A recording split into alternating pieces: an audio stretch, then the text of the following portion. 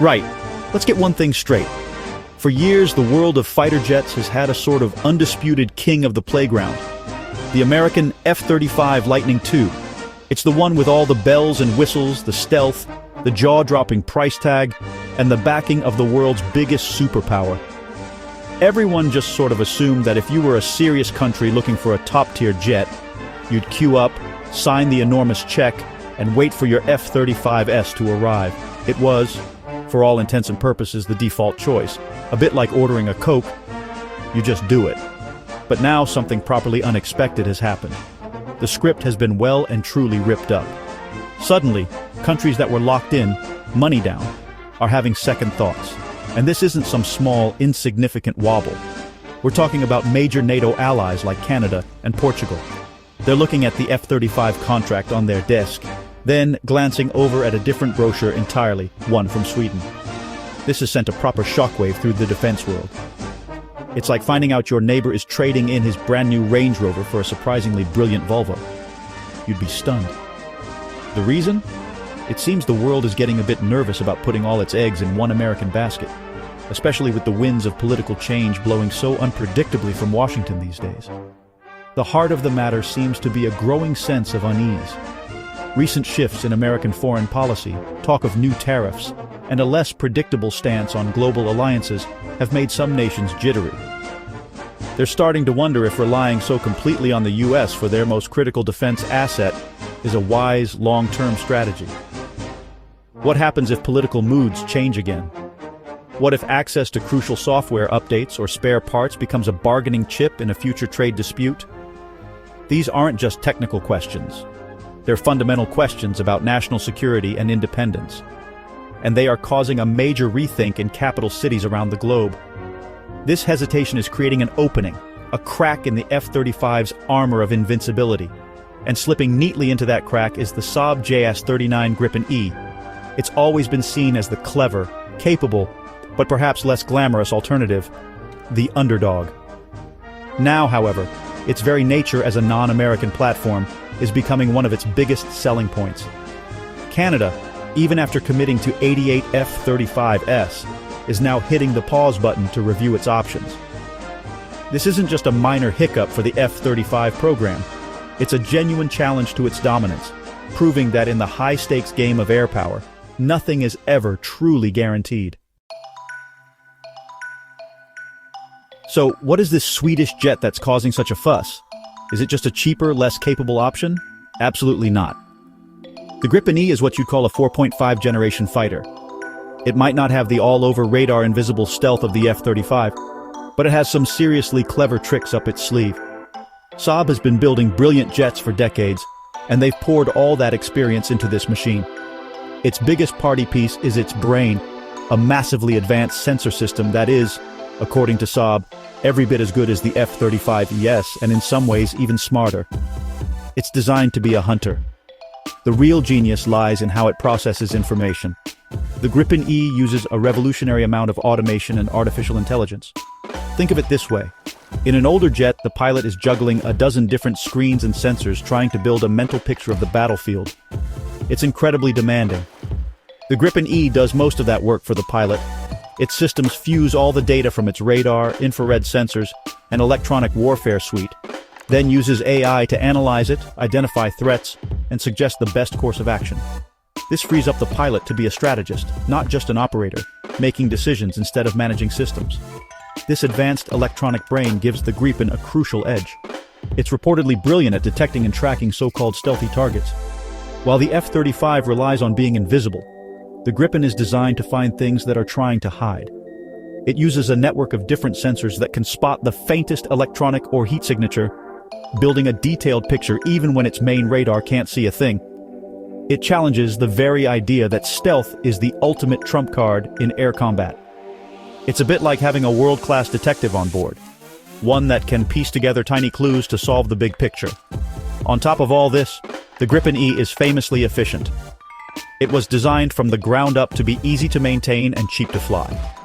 It can operate from short, makeshift runways on public roads, and can be refueled and rearmed by a small ground crew in minutes. This is a huge advantage over the F-35, which requires extensive specialized infrastructure. The Gripen offers world-class capability without the world-class headache. It's a pragmatic, powerful, and incredibly intelligent piece of engineering that is now, finally, getting the global attention it deserves.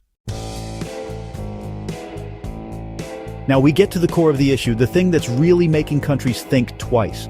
It's a concept called technological sovereignty. It sounds complicated, but it's actually quite simple. Do you have full control over the technology you buy? When a country buys a fleet of fighter jets, they're not just buying the metal, engines, and missiles. They're buying into a whole system, a technological ecosystem that includes software, data links, mission planning tools, and future upgrades. The crucial question is, who controls that ecosystem? Who holds the keys to the software that makes the whole thing work? With the F-35, the answer is unequivocally the United States.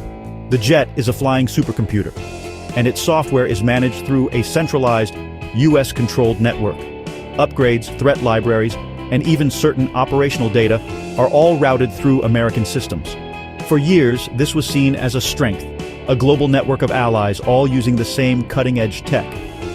But in a world where your main ally's political direction can change every 4 years, that locked-in dependency is starting to look like a potential vulnerability. What if access to a critical software patch is delayed or denied for political reasons? It's a risk that nations are no longer willing to ignore. This is where Saab and the Gripen E offer a completely different philosophy. The Swedish approach is built on the promise of total technological sovereignty. When you buy the Gripen, you buy the whole package, including the keys. Saab gives the customer nation full access to the source code for the jet's software. This means they can modify, update, and tailor the aircraft systems to their own specific needs, without having to ask for permission from another country. They can integrate their own homegrown weapons or communication systems, and they control the flow of their own sensitive mission data. This level of independence is a massive strategic advantage. It means a country's air force can never be held hostage by foreign politics. It ensures that their primary defense asset will always be ready and configured for their own unique threats, on their own terms. For countries like Canada or Portugal, who are watching the political situation in the US with concern, this promise of self-reliance is incredibly appealing. It transforms the choice of a fighter jet from a simple hardware purchase into a profound statement about national autonomy and long-term security strategy in an uncertain world. So, what does all this mean for the future? If countries like Canada and Portugal do follow through and choose the Gripen over the F-35, the fallout will be immense.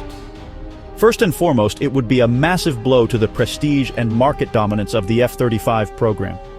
For decades, American fighter plane diplomacy has been a powerful tool, locking allies into its technological and strategic orbit. A high-profile defection to a European alternative would signal that this power is waning. It would show the world that there are credible, top-tier alternatives, and that blind loyalty to US hardware is no longer the only option on the table. This could trigger a domino effect. Other nations, perhaps sitting on the fence or quietly nursing similar concerns, would be emboldened. They would see that it is possible to choose a different path, to prioritize operational independence and cost-effectiveness without sacrificing cutting-edge capability. This could open the door not just for the Gripen, but for other advanced European jets like the Eurofighter Typhoon and the Dassault Rafale.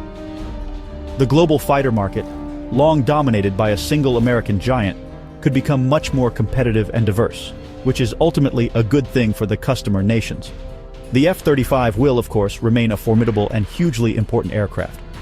Its stealth and networking capabilities are undeniable, and it will continue to be the backbone of the US Air Force and many allied fleets for decades to come.